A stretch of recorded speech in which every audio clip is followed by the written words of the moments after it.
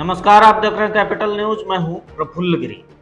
कहने को तो हम लोकतांत्रिक देश के नागरिक हैं, लेकिन इस लोकतंत्र में जनता की कितनी सहभागिता है, प्रत्येक गांव से जुड़े ग्राम पंचायत का कितना महत्व है, ये किसी से छुपा हुआ नहीं है। भारत दुनिया का सबसे बड़ा लोकतंत्र है और कोई भी देश, राज्य या संस्था सही मायने में लोकतांत्रिक तभी मानी जा सकती है जब शक्तियों का उपयुक्त विकेंद्रीकरण हो। विकास का प्रवाह ऊपरी स्तर से निचले स्तर की ओर होने के बजाय निचले स्तर से ऊपरी स्तर की ओर, और इसे मूर्त रूप देने के लिए ही 2004 में पंचायती राज को अलग मंत्रालय का दर्जा दिया गया। महात्मा गांधी के उस संदेश को चरितार्थ किया गया जिसमें उन्होंने कहा था कि सच्चा लोकतंत्र केंद्र में बैठकर राज्य चलाने वाला नहीं होता, बल्कि लोकतंत्र तो गांव के प्रत्येक व्यक्ति के सहयोग से चलता है।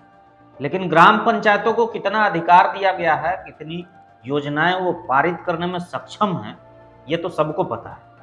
ग्राम सभा को अपने इसी अधिकार को दिलाने के लिए अखिल भारतीय पंचायत परिषद के द्वारा लातेहार के टाउन हॉल में आगामी 3 मार्च को पंचायती राज अधिकार महासम्मेलन का आयोजन किया जा रहा है। इस महासम्मेलन की अगुवाई राष्ट्रीय सड़क सुरक्षा परिषद के सदस्य रविंद्र तिवारी कर रहे हैं। उन्होंने बताया कि आज भी पंचायती राज का सपना ही बनकर रह गया है। किसी भी ग्राम पंचायत में गांव के किनारे पर स्थित नदी से बालू का उठाव कौन करेगा, इसका निर्णय ग्राम पंचायत के बजाय राज्य स्तर पर गठित सरकारें करती हैं। किसी भी व्यक्ति के निजी रेती जमीन पर लगे हुए पेड़ या किसी भी औषधीय पौधों के उपयोग की इजाजत के लिए प्रशासनिक कार्यालय के चक्कर काटने पड़ते हैं। केंद्र से बनाई योजनाओं को सभी भौगोलिक स्थिति वाले क्षेत्र में अमल में लाया जा रहा है। अभी वर्तमान में पेयजल के लिए जल मीनार लगाई जा रही योजना पर भी उन्होंने कटाक्ष करते हुए कहा कि जहां 30 फीट 40 फीट पर पानी उपलब्ध है, वहां भी डीप बोरिंग करके पानी टंकी लगाकर पैसों का दुरुपयोग किया जा रहा है और इस पर पंचायत का कोई बस नहीं चल रहा। केंद्र में बैठी सरकार और राज्य स्तर की सरकार योजनाएं बनाती हैं और पंचायत पर थोप दिया जा रहा है। उन्होंने बताया कि जब तक ग्राम पंचायत को पूर्ण अधिकार देकर सबल न बनाया जाए, तब तक गांव का संपूर्ण विकास संभव नहीं। और इसी मांग को लेकर, इन्हीं बिंदुओं पर चर्चा को लेकर लातेहार में 3 मार्च को पंचायती राज अधिकार महासम्मेलन का आयोजन किया जा रहा है।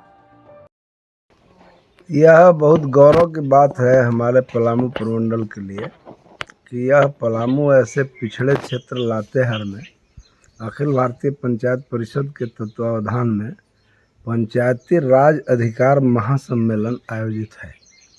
और इस आयोजन का मुख्य मकसद यह है कि संसद काम कर रही है, विधानसभा काम कर रही है, सभी लोग कर रहे हैं, सबका अधिकार है।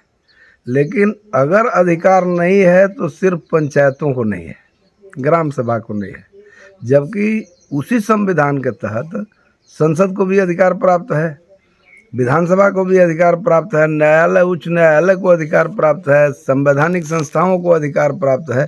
फिर ग्राम स्वराज के नारों में फंसा हुआ यह पंचायती राज अधिकार क्यों है? अब लोग केंद्र कहता है कि यह राज्यों के कृपा पर है, राज्य हस्तांतरित नहीं करे। आखिर राज्य का क्या अधिकार है कि वो हस्तांतरित करेगी? गाँवों का अधिकार कोई आज़ादी से पहले से भी है। मुगलों और अंग्रेज़ों के समय भी ग्रामीण परिसंपत्तियों पर ग्रामीणों का अधिकार था। फिर आज़ादी के बाद आज एक पेड़ काटना हो अपने ज़मीन में पाला पोसा हुआ, तो उसको काटने के लिए, अपना उपयोग करने के लिए किसान को, ग्रामीण को सीओ के पास जाएगा, वहाँ से रिपोर्ट होगा, फिर डीएफओ के पास जाएगा, फिर वो कृपा करेंगे, तब 3 महीना के बाद शायद हो जाए तो हो जाए, नहीं तो। और यहाँ कहते हैं कि नहीं भाई पेड़ भी लगाओ। अब जो अपने गांव में संसाधन है, बालू है, प्राकृतिक संपत्ति है, इसके अलावा अनेकों वनौषधियाँ हैं, इसका उपयोग तक नहीं कर पाते ग्रामीण लोग, उसको जेल में डाल देते हैं।